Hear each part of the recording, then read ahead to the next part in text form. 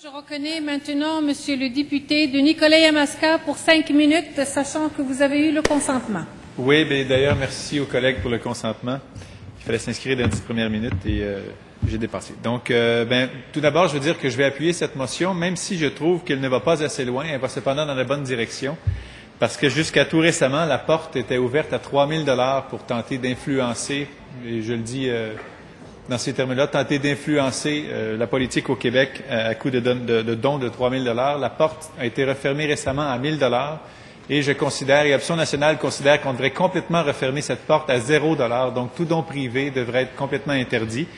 La motion va dans le sens d'une porte qui se referme à 100 $. Donc, comme je le disais, c'est dans la bonne direction, même si ça ne va pas au fond du problème pour le régler complètement.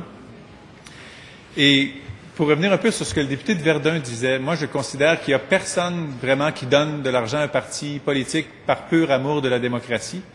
C'est surtout pas quand c'est des grands dons à hauteur de 1 000 $ comme la loi le permet encore.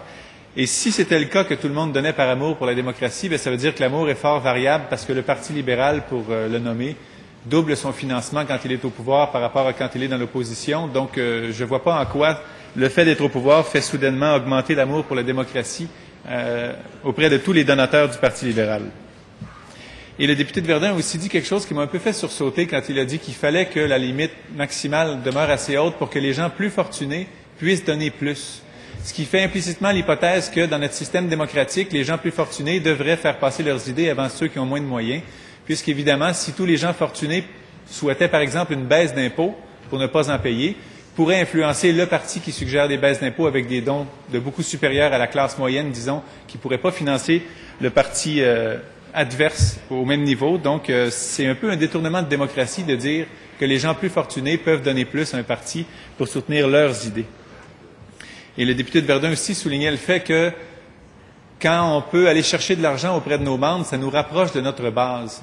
Je considère que le rôle d'un élu n'est pas de collecter de l'argent, d'aller chercher de l'argent auprès de ses membres. Et croyez-moi, quand on veut faire un rassemblement politique pour discuter de bonnes idées, si on pense qu'on peut attirer quelqu'un en disant « Viens parler de bonnes idées et donne-moi 1 000 $, ça va être d'autant plus facile d'attirer quelqu'un en disant « Viens parler de bonnes idées sans me donner un sou ». Donc, cet argument qu'en pouvant contribuer à un parti politique ou en pouvant exiger de l'argent des membres, on va intéresser plus de gens à la démocratie, c'est complètement l'inverse de la réalité. C'est une barrière pour certains qui n'iront pas dans des activités politiques parce qu'ils se sentent peut-être mal de ne pas financer quand d'autres le font. Donc, le financement n'est pas du tout l'intérêt pour la démocratie n'est pas du tout un argument en faveur du financement privé des partis politiques, mais bien au contraire. Donc, comme je le disais, la motion, je vais l'appuyer et elle va dans la bonne direction. Par contre, Option nationale suggère un financement totalement public des partis politiques, comme l'article 6.3 le montre dans la plateforme qu'on a adoptée en congrès en février de cette année, février 2012. Et on a d'autres mesures aussi dans le sens de la réforme des institutions démocratiques. Donc, non seulement le financement 100% public, mais aussi insérer une composante de proportionnelle dans le mode de scrutin, mettre des élections à date fixe. Et tant qu'à y être, pourquoi ne pas abolir le poste de lieutenant-gouverneur et redistribuer l'argent que ça nous coûte auprès des partis politiques pour encourager la vraie démocratie et non une forme de monarchie. Donc, ce serait aussi une chose très intelligente à faire au Québec au plus vite. L'élément ou l'aspect des nouveaux partis aussi. Un mode de financement 100% public n'empêcherait absolument pas l'émergence de nouveaux partis.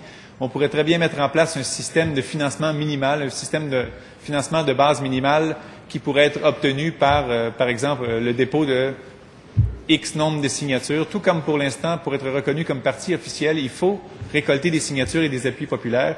On pourrait passer par le même genre de système pour avoir un financement minimal pour les opérations en attendant de franchir un premier scrutin et d'avoir des appuis financiers à travers les votes de la population. Donc, ce n'est pas du tout un obstacle, le fait qu'on veut favoriser l'émergence de nouveaux partis. D'ailleurs, je suis content que le député de Rousseau s'en soit soucié de l'émergence des nouveaux partis, parce qu'à entendre certains commentaires ces jours-ci, on dirait qu'il y a des gens qui ne veulent pas voir de nouveaux partis émerger.